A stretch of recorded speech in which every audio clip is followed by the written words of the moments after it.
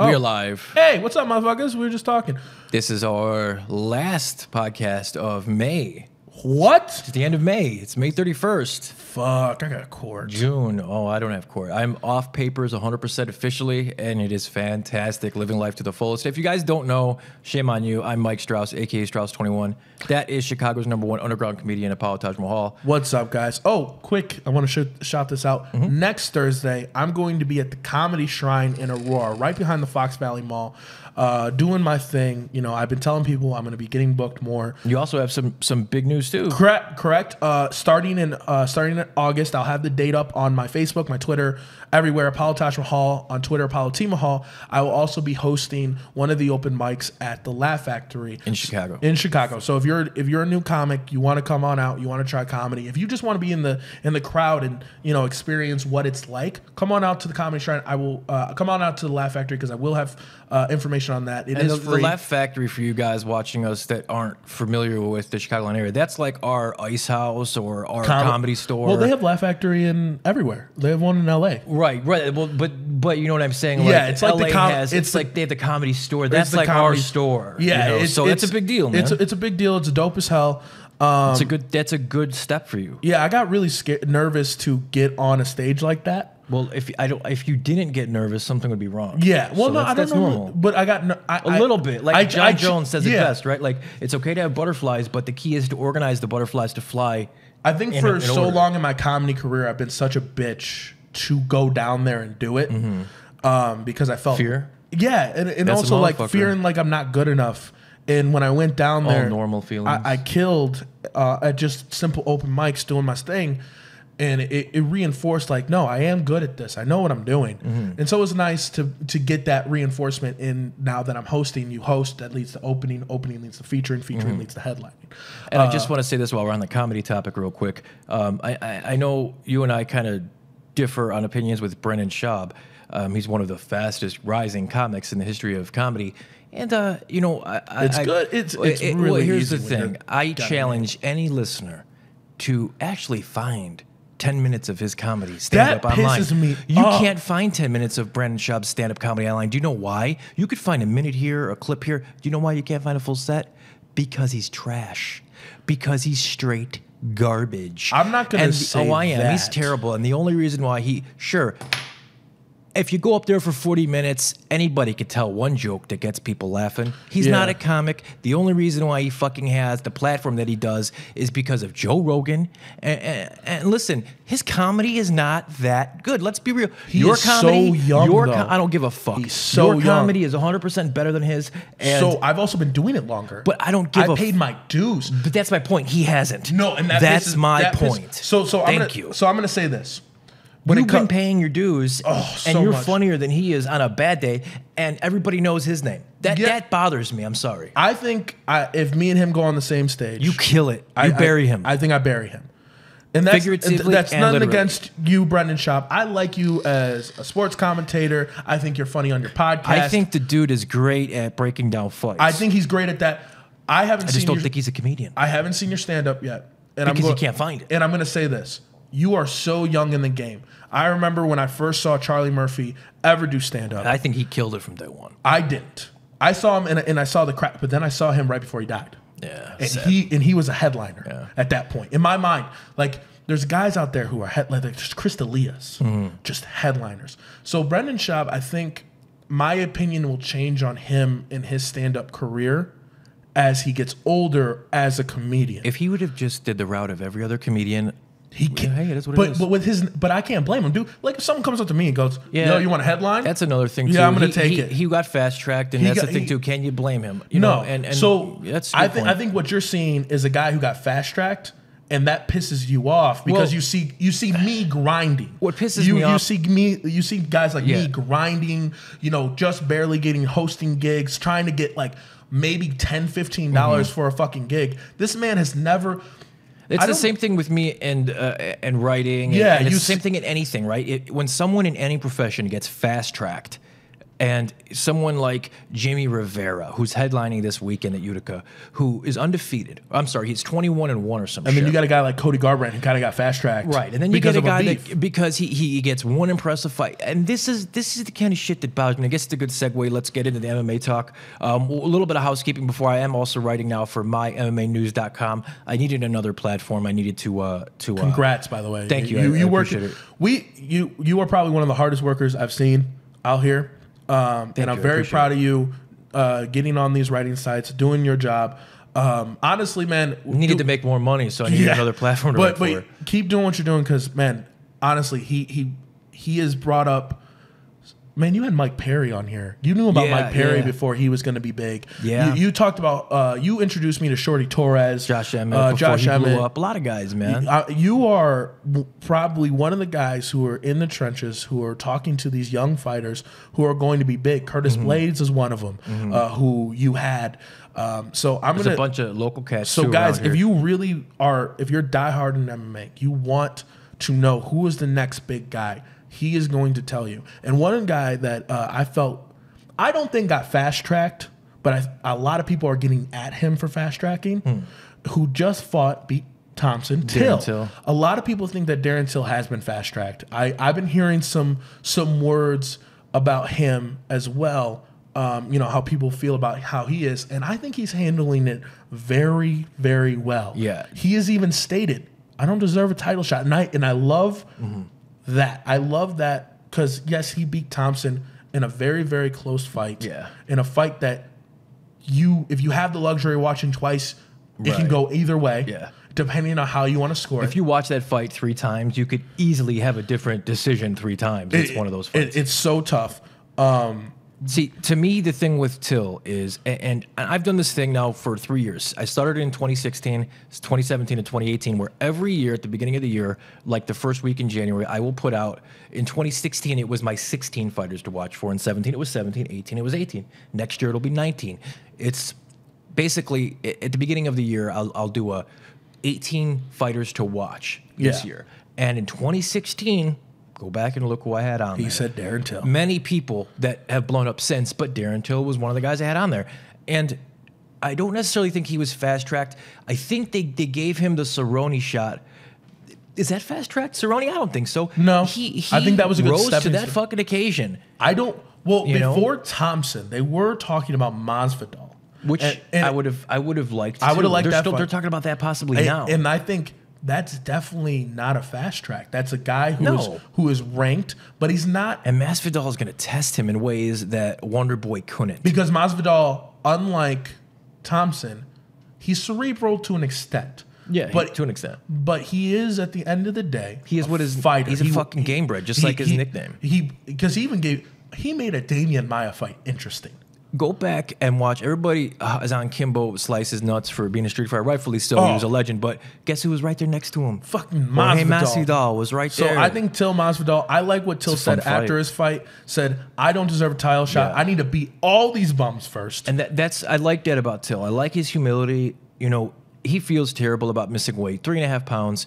There's no excuse for it. He was going through some serious issues with his pregnant girlfriend. I don't give him an excuse, but I kind of look at it and I go, I understand. Well, understanding and not allowing him off the hook are 2 different things. The way I see weight issues, I in my mind, and I'm fucking nuts, but the way I see it in my mind is like this, right? The first thing that crosses my mind is how much did he or she miss by, right? Yeah. And, for argument's sake, if it's a 1 pound miss, then in my mind, I think, okay, well, did they try? Did they take all their time allotted to try to make that weight? Did they really go for it? And 1 pound, in my opinion, is pretty forgivable. However, when you miss 2 pounds, 3 pounds, 3.5 pounds, at that point, my mind is, okay, why? If they have a legitimate excuse, I don't ever think there's really a necessary legitimate excuse. However, what I will do in this case, since Till did win, I will postpone my judgment because he's never missed weight before. Until his next fight. If he makes weight properly the next fight and he looks fantastic, then hey,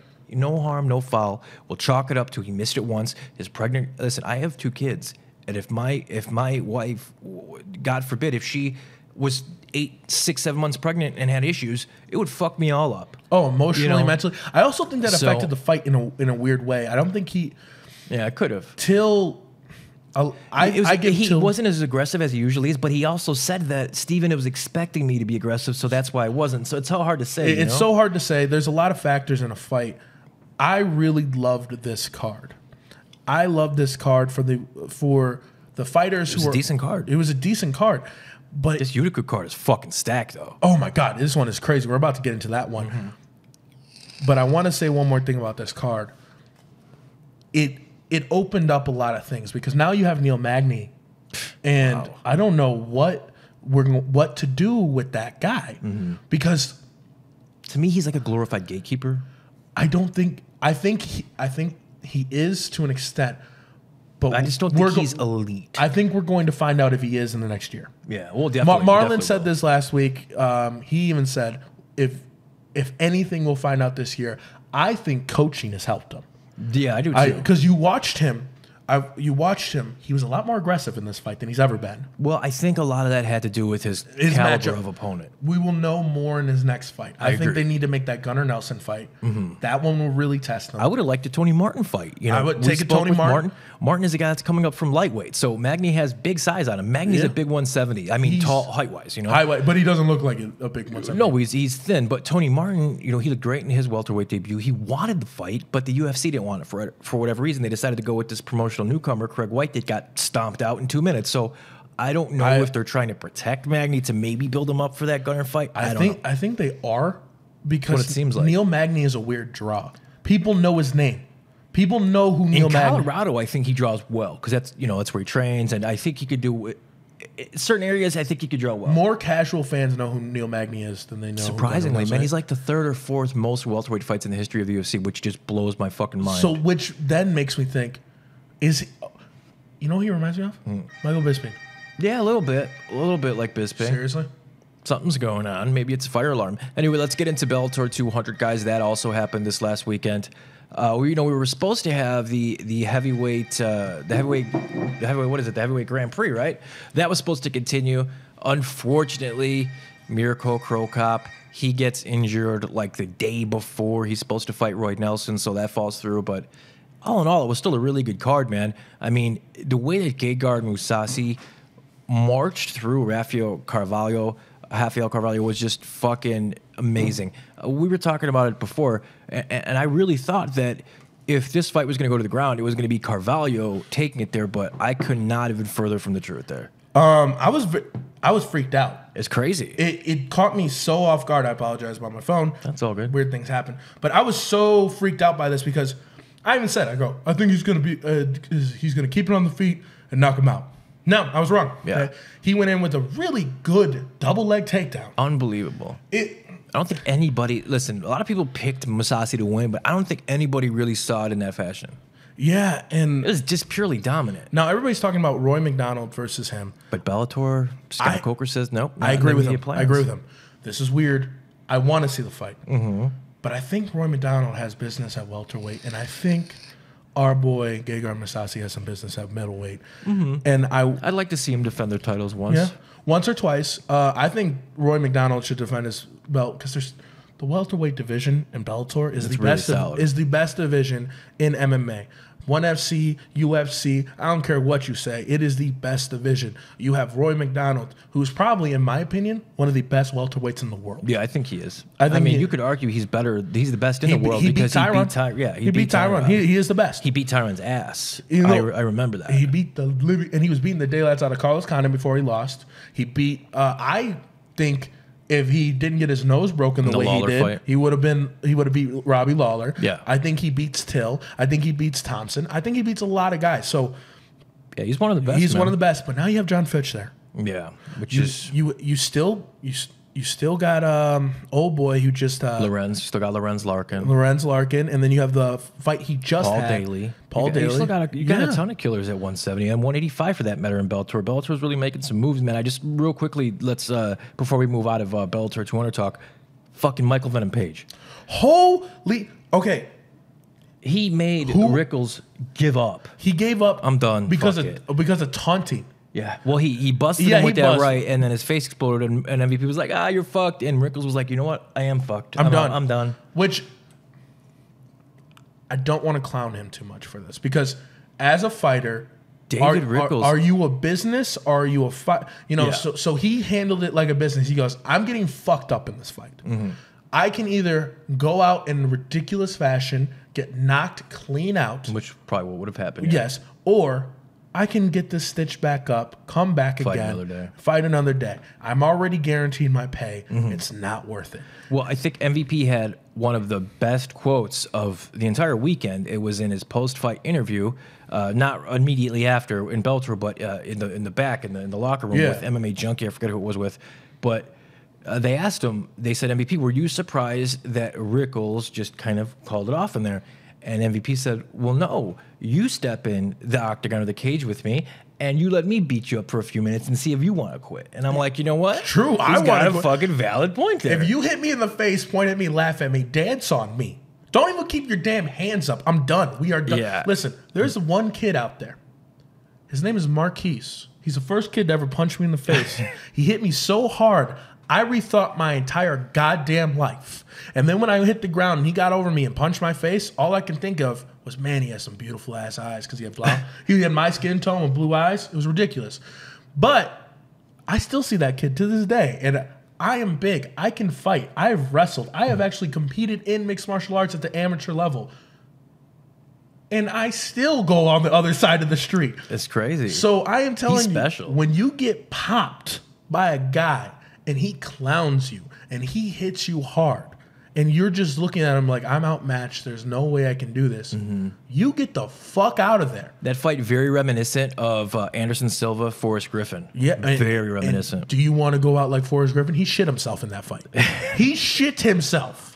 How about UFC Utica? We hinted to it early on. It's a rare Friday card, which I'm loving, man. That's tomorrow. I'm loving it. 13 fights. And listen, Utica lacks star power. It does. However, it makes up for with storylines. It doesn't have the big star power drawing names. It doesn't have that. In my world, it does. But it has every one of these 13 fights. I'm looking forward to. No joke. The very first fucking fight of the night is Jose Shuri Torres making his promotional debut against Jared the Monkey God Brooks. I mean, The true seriously? champ. The true champ. I mean, I can't wait. We're not going to, just for the sake of time, we're not going to go through the whole entire 13 fight card. We're just going to pick the main card. But of course, we're going to shout out to our guys that we had on the show, because on episode 27, which we just uploaded, we actually have 5 interviews with UFC Utica fighters.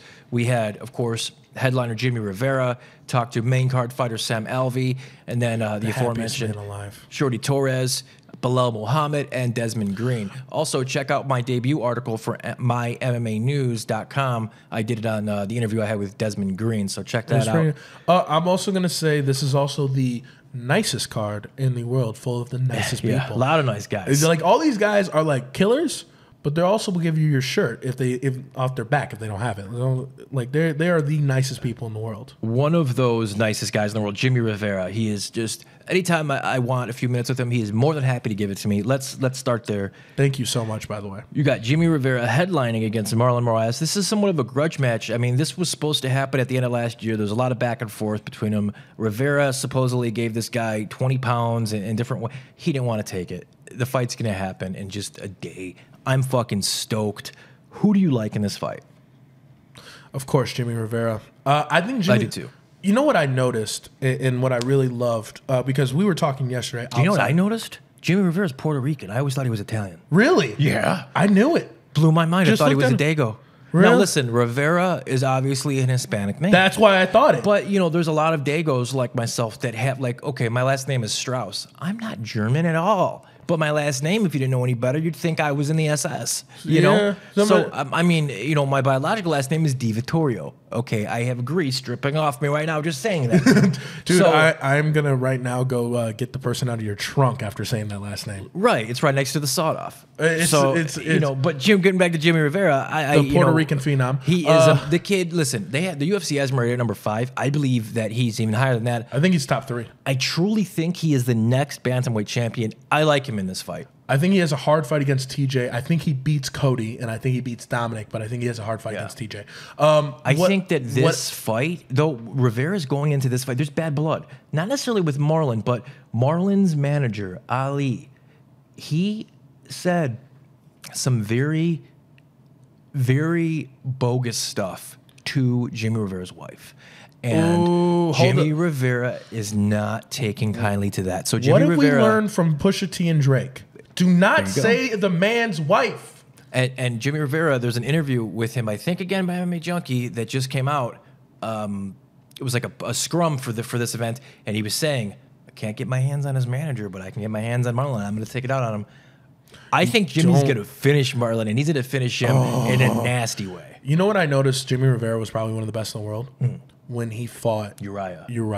And I rewatched that fight yesterday because you were talking about it on our show, so I rewatched it last night. It's those low kicks, man. He out Uriah'd Uriah in that fight. He was quicker. He was strong. I mean, it was incredible. So that was really his coming of age fight. What I noticed though, because I'm a huge lover. We were talking about technique. Thank you for getting You're a huge lover. You said I'm a huge lover of technique and boxing and striking. You know, because I've always said that grappling is really feel. You just have to get used to it. Once you get used to it, it's feel. It's not as mental. It's really feel. Yeah. For Jimmy Rivera, who I'm pretty sure he's been a grappler. He was a grappler before, and he came in as a grappler. And for his striking to get as good as he has, and for him to implement the low kicks the way he did against Uriah, he's really complete. And it wasn't even like a normal leg kick. A normal leg kick, you'd hit the thigh, you try to shock that. No, he was hitting the calf. And you saw it with JDS versus Stipe. That shit hurts. Yeah, don't tickle. It's basically like having someone swing a bat. At your calf. And your calf, as strong as it is, when it gets hit in that like little ball right there, it freezes up and then you cramp. Well, and that's the other thing I was going to mention too is the cramping, because you got to remember these guys aren't as much as they're going to tell you they're at their 100%, they're not. No, they cut weight. There's no way you could cut weight 24 hours before and be at 100%. So the cramping is not only is that very real, that is more prominent than you will ever know. If you've never trained, you've never fought, and you never had to cut weight, you don't realize cramping. If you're sitting on your couch and you're slamming a couple beers and eating a cheese pizza and watching the fights, you'd be like, how is that guy cramping? You're never going to cramp. You try to cramp. I mean, you ever see LeBron James? It's fucking his whole body goes. It's done. Cramping is very real, man. I cramp in my sleep still because like I do it. It happens.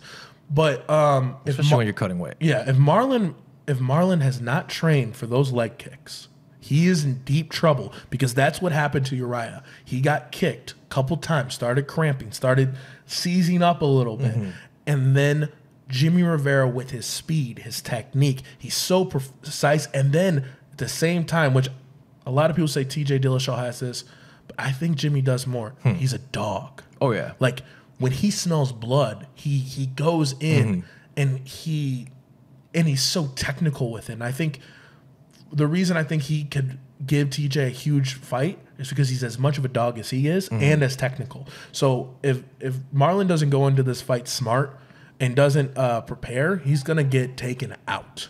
I think the only edge I would give Marlon in this fight is he is probably the more explosive fighter. But we're going to go Rivera all day. How about the co-main event, man? You got Gregor Gillespie talking about a fucking phenom wrestler going against Vince Pichel. You know, Vince Pichel was a guy who had his run in the UFC. He was on one of the tough seasons, and you know, then he walked away for a little bit, came back, looked really good. But I think this is a case of too much, too soon for Vince and his comeback, because Gregor Gillespie is a fucking real prospect. I mean, this guy is probably one of the guys that is the future in this division. So what are they doing giving up Pichel? And he already has, like, so when you see fighters, you're like, they need to round this out. Who is a future? Like, they need to round this out, they need to round that out. They're a little shaky. He is already elite in grappling. I mean, his grappling is off the chain now. Where his suspect is his hands, and this is where the fight could be interesting, right? Because Pichel's got some fucking power, and he's unorthodox in his striking. Let's call it what it is. It's very different. I think Gregor Gillespie gets his. I apologize, I butchered your name. Too many G's.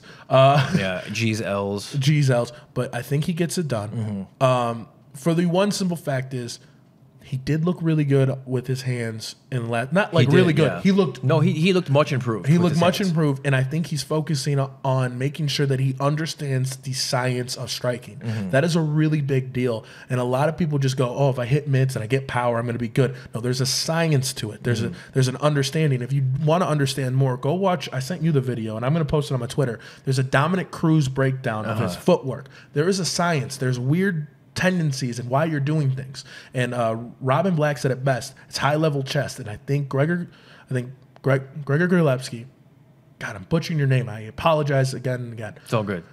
He looked like he was actually appreciating that science. And I think that he's not going to be an elite yet, but he showed so much promise and so much growth that he's going to be able to get to where he is good. And if he can get the fight to the ground, he then has like 3 to 4 more months to get his hands even better. And then if he can do it again, then he has 6 more months to get his hands even better. And then a year, then 2 years. So where this guy's going to be at when he's finally ready for a title shot, it is going to be scary. Yeah, I think Gregor will get it done too. As you mentioned, his hands look much improved over his last outing. He's been training with PFL's it was the World Series of Fighting undefeated featherweight champion Andre Harrison, who just made his first appearance on the MMA Hour. We just spoke with him yesterday. As a matter of fact, it'll be on our next episode. He's been training with the likes of him, so you know he's going to get better. This is going to be, unfortunately, probably Gregor's going to run over him. We'll see, though. I could be wrong. Maybe Pichel will knock him out. How about the heavyweights, man? Walt Harris against Daniel Splits. If your opinion is still the same, we differ on this. I like the big ticket. I like Walt Harris. You like Spitz, you said. Have you changed your mind? I have not yet. Spitz, it's no facts. There's no breakdown. Like I gave a huge breakdown on Jimmy Rivera on why I think he can win. Spitz, you have no facts. You said you just feel like he's going to win. I just feel and like that's fine. When I looked at them together, especially when I was looking at them, I just like something in Spitz just seems like he's going to get this done. He might, man. I just like Walt Harris because I like the camp he comes from, a.k.a. his work ethic has been questioned at times. That is my biggest issue. Spitz doesn't have that problem. No, he doesn't. I think he's just not as gifted physically as Harris. Yeah. So it's Harris is a beast physically. Yeah, you got a gifted guy that maybe has questionable work ethic against a guy that doesn't really have the physical gifts that has the work ethic. So I kind of always go with the guy with the work ethic, and I usually do too. And that's why I always went with Daniel Cormier over John Jones, even though I was always wrong. But it's kind of that same thing. Daniel just has this work ethic. He does, and John Jones. And I usually go with the work ethic too. But I'm gonna go with Harris on this one. And then we have 2 oldies. Not really oldies in their age, although one of them is kind of old. But veterans, right? We got the Killer Bee Ben Saunders against Jake the Juggernaut Ellenberger. This is the best flash from the past I can ever see. This is going to be an interesting fight. Jake Ellenberger packs a ton of fucking power. He's an exciting fighter. Ben Saunders is one of the best BJJ practitioners to ever come out of 10th Planet. I just think Ben's a little bit past his MMA prime, and I think that Ellenberger is probably past it too, but not as far. And he needs a win more. He does. That's a good point. I think he needs a win. And another thing, I always kept saying this, that Jake Ellenberger went away from his wrestling, and that was a huge problem. I always thought he needed to continue to be more well-rounded. He started striking too much with people. But we've seen when his back is against the wall, this dude just does it. Who was it again? I think it was Matt Brown. He begged for the UFC to have him fight again, and he just brought it. So do you know who Jake Ellenberger has always reminded me of? This is a guy that used to fight in the UFC, and when he came to the UFC, he made a huge noise, and now he's fighting in the PFL. Rick Story. Doesn't Jake Ellenberger remind you his style and the way he reminds me of Rick Story? Those guys always reminding me of a very similar fighter.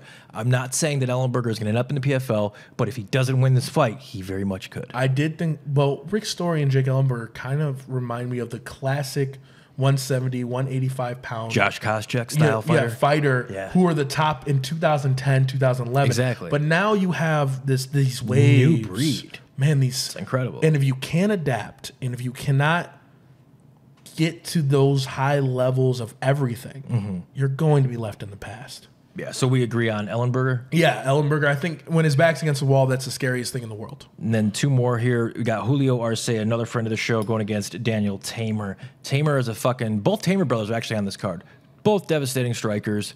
I think that Tamer is going to hurt Julio. I think he's going to hurt him. I think he's going to rock him. I think Julio's going to be in some trouble in this fight. However, this is another guy, Julio Arce, who I've known about for quite a while.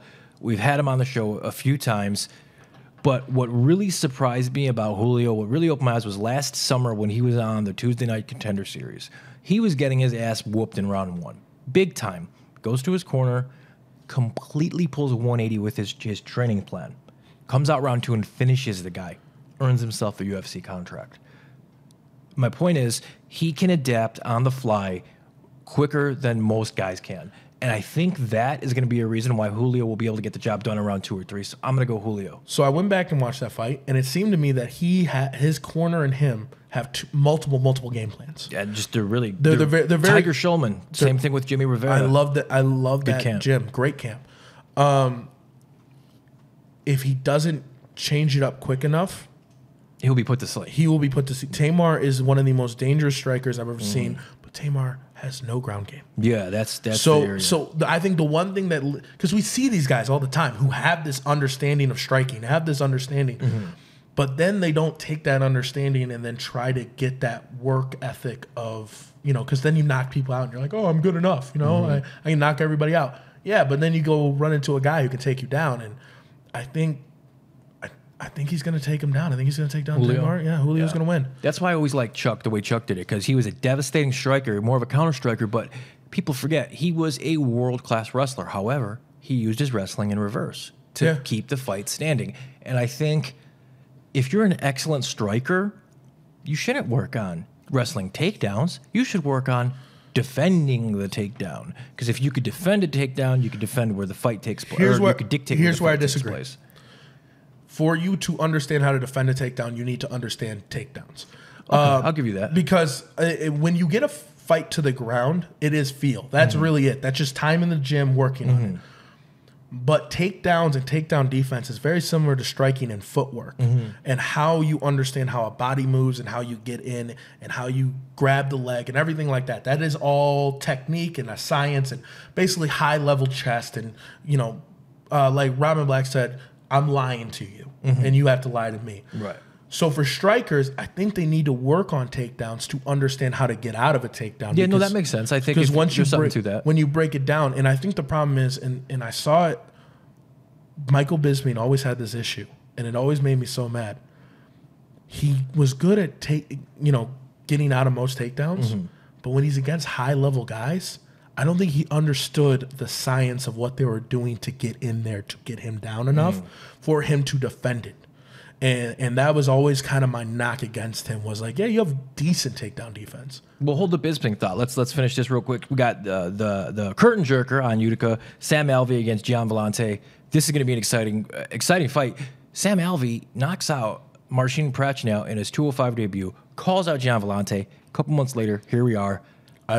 This is a tough fight for me to pick. This is a literal toss-it. I don't bet against Sam Alvey.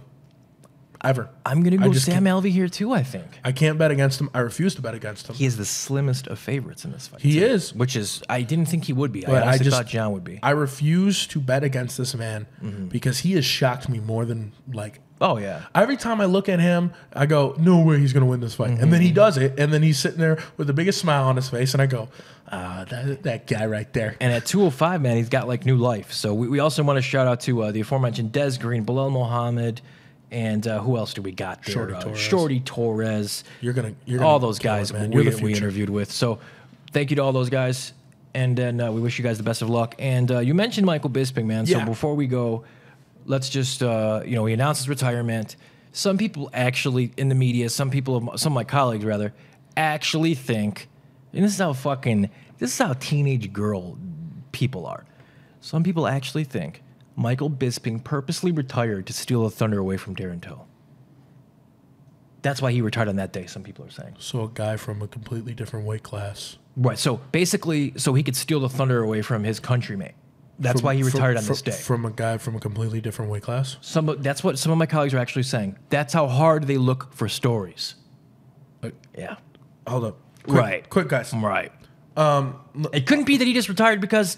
he's gonna fucking retire, right? Okay, because his good eye was going bad. Real quick, guys. They're not even the same fucking weight class. They've never fought. It's his countryman, though. He was the only guy on the FS1 who was like he won. Picked Till and had his back. He had all right. 12 hours later, he's gonna steal his thunder. He has no. Get the fuck out He of has here. no beef with Till. Now, if this was Luke Rockhold.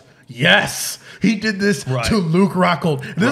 This is his countryman. He doesn't give a fuck. He wants Till to whoop everybody's ass. He probably retired because he realized my UK has a hero now. Right. He's in good hands. I can go now. I can go.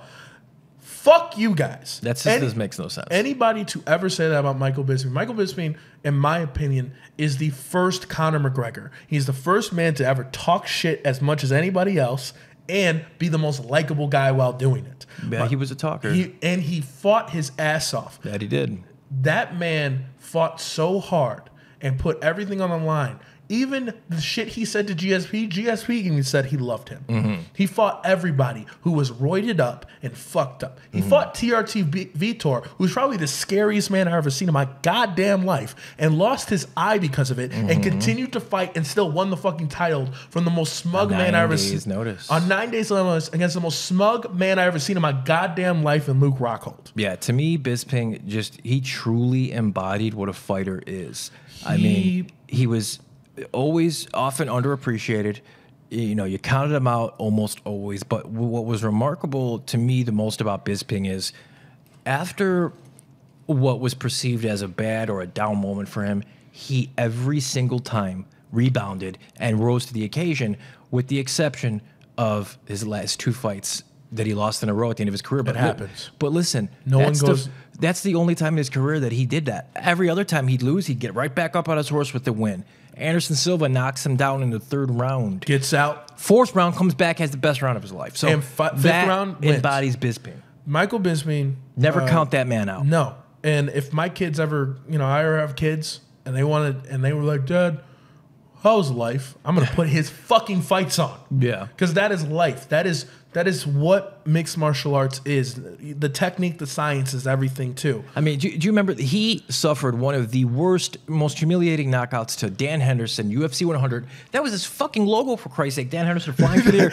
Yo, Bisping, that's his logo on his house too. Yes. Like it's a remote. Bisping came back in his next fight and finished, I forget who he fought, but he finished that guy via strikes in his next fight. So my point is, at the worst of the worst, Bisping always rose to the occasion, and for that, he is just the most. Oh, and he won that Chael Sonnen fight. Incredible, yeah. He won that Chael Sonnen fight, and that was in Chicago. I know, I remember that. I was at home. I just got done with wrestling, so I was eating a bunch of White Castle. White Castle is good, dude. I was like, yo, I'm done cutting weight for the year. White Castle. Well, I think that's about it, man. We'll be back. One more quick thing. Something interesting happened. A conversation I wanted to have because it's very interesting. Why is Chael Sonnen doesn't want 3-round fights? Wants 3-round fights and not 5-round fights? You mentioned that a little conversation about Chael Sonnen. I guess believes that all fights should be 3-round fights. Well, maybe because he would be the greatest middleweight of all time, right? If he had 3-round fights, yeah, you're right. He wouldn't have lost in the 5th round with 1 minute left. Anderson Silva. I do want to say he said something interesting, and I don't think a lot of people picked it up. And he kind of cleaned it up real quick while he said it. He goes, "A guy, those fights don't work for a guy like me with my mentality as a consumer." I think he kind of admitted something that he has admitted in the past, that when the lights are brightest, he has always had an issue. Mm-hmm. He has always had a problem with that. You get into those championship rounds. I think that separates the good from the great. Mm-hmm. And guys like Dominic Cruz and guys like that, and guys like Demetrius Johnson, when you take those guys into those deep waters, are they really good enough to be champ? So I think it's interesting that he brought that up. I don't think anything should change it with the rounds. No, I don't think it should either. And I'll say this real quick before we go. I'll say this about more rounds. Chael Sonnen. Yeah, well, I think so. But you and I, we're both fans of Chael. I loved him. But I'm going to say this. Chael Sonnen has a hell of a talking game, always has, right? Yeah. But the difference between in my opinion, the difference between guys like Chael Sonnen and his talking game, and difference between Darren Till and his talking game, and Conor McGregor and his talking game, is when Darren Till and Conor McGregor say some shit that sounds fucking wacky, they believe it. When Chael says some shit that's wacky, he's just saying it to sell some tickets. I don't think he really believes He's a promoter. But these guys believe it. When Darren Till tells you that he is the best in the world and he will go through all of these guys and money's not an issue, he 100% believes that. It's kind of scary. When Chael says, I'm the baddest man on the planet and I'm going to do, that's all talk. That's not real. And to me, that's the difference. That is the difference. I'm a huge Chael fan. I think Me too. You know what? I think his career is one of the biggest tragedies because when he was at his peak, when everybody was doing TRT, everybody was doing steroids, at one point, he was one of the best middleweights, and he was always a cheat though. Everybody was a cheat at that time. No, that's not true though. Everybody wasn't using. The vast majority of guys were using, but not everybody. But he had his time to win a title. To me, and then it got taken away from him because of a guy missing weight. Yeah. And when I look at, and then he was 90 seconds. 90 seconds. That's it. But that's it. To me, a guy who has cheated, right? In mixed martial arts, a guy who has cheated, in my mind, has already lost. Okay. Oh, yeah. Because they felt they needed something extra. Guys like Darren Till, guys like Nick Diaz, these guys are never going to test positive for steroids. You know why? Weed, most likely. Weed, maybe, but listen, unless you're a fucking competitive eater, weed is not a performance-enhancing drug. I'm sorry. That's all the time we have, guys. Thank you. I will say same time, but it won't be same time. It'll be a different day and a different time next week. I think we'll most likely go back to our Tuesday. More than likely. We're having a pretty wonky week this week. It's been a fucked up couple weeks. Yeah, so we're gonna get back on schedule, doing our thing. And then starting next week, I think we're going to be doing the Before You Saw That Shit. Yeah, we're going to get on that too. Yep, because, dude, you guys missed one hell of a goddamn thing if we recorded it yesterday. Oh, yeah. Oh, that was beautiful. We can't even put it in the words. I know. It was, but you know what? I actually think it like made us weirdly closer. Probably. I don't know. We're slightly gay. It's like when you fucking beat the shit out of each other for 15 minutes and then you hug it out. Yeah, Like we're one of those weird. things. We're weird. And that's how you should be with your friends and your brothers. Beat the shit out of them once in a while. Just don't lick their buttholes. No, that's weird.